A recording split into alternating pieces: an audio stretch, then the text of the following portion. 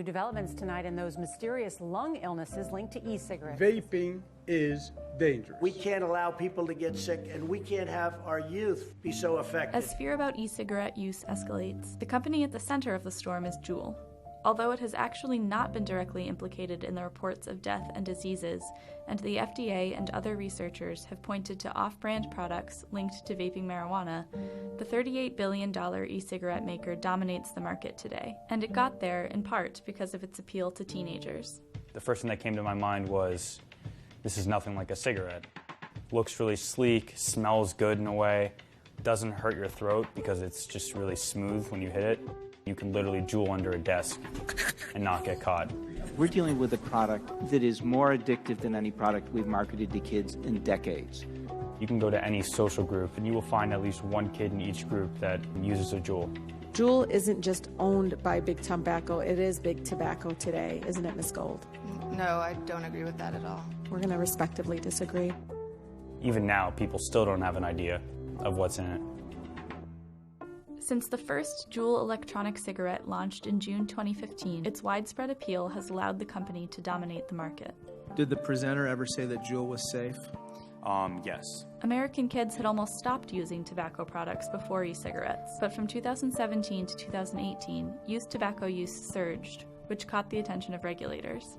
Juul's marketing tactics came under scrutiny, culminating in multiple investigations and a congressional hearing. For my classmates who were already vaping, it was a sigh of relief because now they were able to vape without any concern.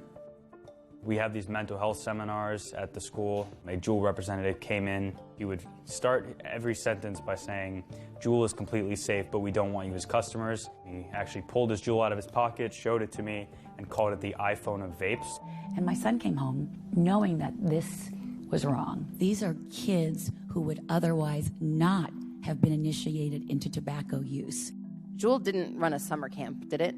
There were a number of grants that were made to several programs. They were all focused on youth prevention or wellness.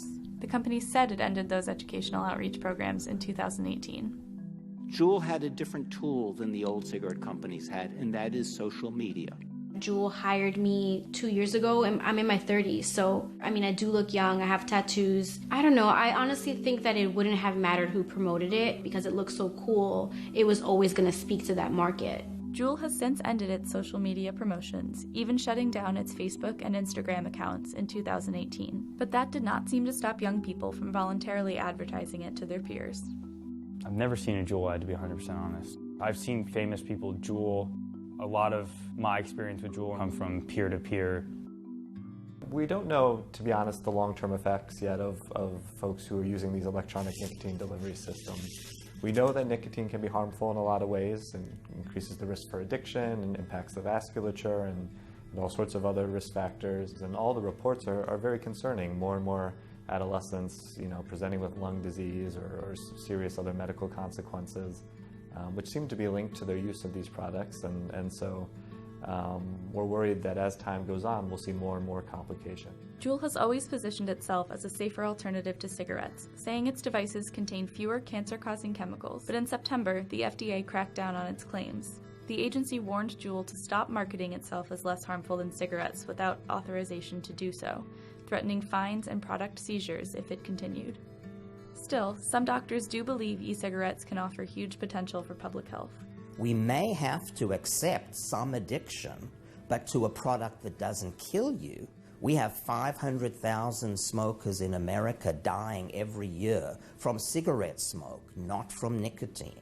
In September, mounting pressure from concerned parents, as well as reports of vaping-related illnesses, led the Trump administration to draft a plan to remove flavored e-cigarettes from the market.